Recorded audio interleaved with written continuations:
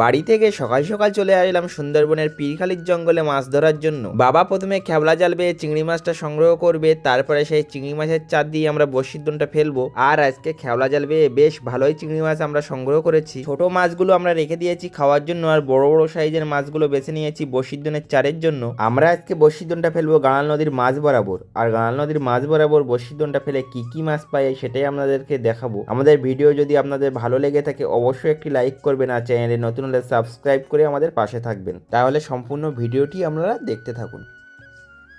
শুরুতেই একটা কামড় মাছ, বিশাল বড় এক কামড়, ওই একই সাইজ, বিশাল বড়, আবারও কামড়, খুব বড় সাইজের কামড়। আবারও পুরো গল্পের মতো তিনটে বসিতে উঠে উঠে 3 পিস। এ তো গল্পের মতন হয়ে গেল, অবিশ্বাস্যের মতন।